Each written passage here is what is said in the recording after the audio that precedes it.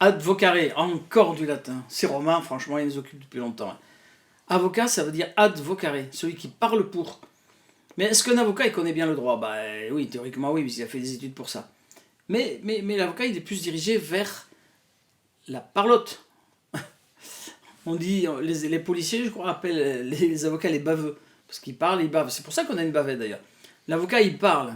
Et les paroles, ça s'envole. Mais est-ce que les écrits, c'est pas plus important? Moi, je dirais des deux, mon général. Bon, en fait, quel est celui qui connaît mieux le droit? Euh, On pourrait dire c'est le docteur en droit. Parce que, alors je prêche peut-être pour ma chapelle, mais non, quand je suis avocat, je suis réaliste. Un docteur en droit, c'est quelqu'un qui a le droit d'être appelé docteur. Par exemple, monsieur Dupont a un doctorat en droit, on a le droit de lui dire docteur.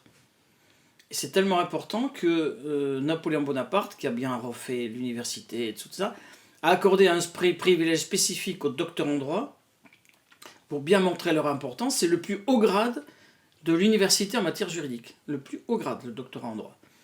Et donc il a permis que les docteurs en droit aient 3 rangs d'hermine blanc au lieu d'un seul pour un avocat qui n'a pas le doctorat en droit. Donc c'est un privilège qui est reconnu depuis 2 siècles par Bonaparte et puis qui permet d'avoir la preuve que la personne est capable de faire quelque chose de spécifique. C'est quoi un doctorat en droit? Un docteur en droit, c'est quelqu'un qui a fait 4 années d'études de droit pour avoir une maîtrise ou un master. Pour être avocat, il faut le master, mais ça suffit. Vous passez en concours, on bosse, et puis on récite le cours, et c'est pas du tout péjoratif, évidemment que non. Mais on récite ce qu'on a appris. Le code dit ceci, le code dit cela. Tandis qu'un docteur en droit, c'est quelqu'un qui a son master, qui fait un master 2, ou avant ça s'appelait un diplôme d'études approfondies, diplôme d'études, je ne sais pas, DESS. Et après, une fois qu'il est reçu à ce DEA ou ce master 2, à ce moment-là, il peut commencer une thèse de doctorat en droit. Alors, l'intérêt, bon, moi je trouve que j'ai fait 2 thèses, une thèse de doctorat S-lettres et une thèse de doctorat en droit. Donc, j'ai vu ce qu'on demandait et j'ai fait ce qu'on m'avait demandé, ça m'a permis de les obtenir, parce que on vous donne un sujet et il faut émettre une thèse. Donc, il faut fouiller le sujet de A à Z. C'est pourquoi un docteur en droit, il maîtrise bien son sujet. Il va passer 2 ans, 3 ans, 5 ans, 10 ans à étudier le même sujet. Vous comprenez bien? Mais alors, au-delà de cet intérêt, il y a une méthode. C'est-à-dire, on vous demande d'étudier la composition de la chimie à travers les âges. L'étude de la chimie à travers les âges. Il faut tout étudier, quoi. Il faut faire une synthèse. Donc, le docteur en droit est quelqu'un qui a une méthode. Et ça cadre très bien avec le métier d'avocat, parce que le docteur en droit, il a une thèse à faire pour un client. Alors, il a sa base de connaissances, il a passé un concours d'avocat qui fait qu'il a les qualités requises, y compris morales, mais en plus, le docteur en droit, il a la capacité de faire une mini-thèse sur le dossier d'un client qui, par définition, est nouveau, qui est compliqué, qu'il faut voir dans l'ensemble pour faire gagner son client. Voilà pourquoi c'est extrêmement important.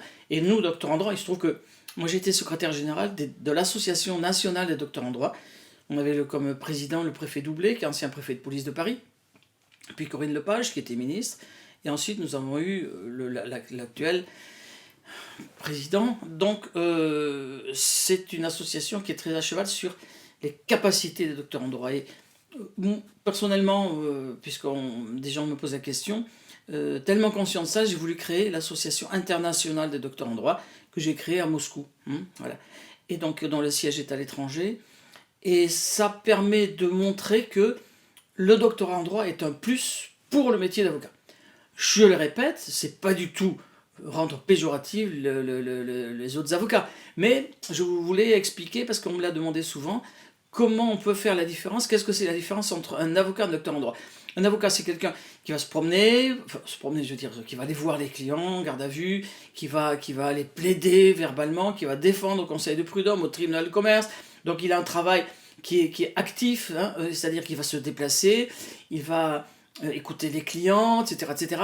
Mais le docteur en droit, lui, c'est un homme de dossier, pendant des années. Donc il a pris l'habitude, il a pris l'expérience de vite traiter un dossier avec une méthode. C'est quoi? Je veux tout de suite, le meilleur pour ce dossier. Voilà pourquoi c'est mon point de vue et comme dirait l'autre, un de mes amis des douanes, c'est mon point de vue, je le partage, le docteur en droit a un plus par rapport à un autre avocat. Ce qui ne veut pas dire que l'avocat qui n'a pas de docteur en droit n'a pas de moins. Voilà. Après, évidemment, c'est une question de choix. Voilà, j'espère avoir répondu à la question que beaucoup de gens m'ont posée sur la différence entre l'avocat et le docteur en droit. Un avocat, c'est quelqu'un qui connaît les procès et qui parle bien.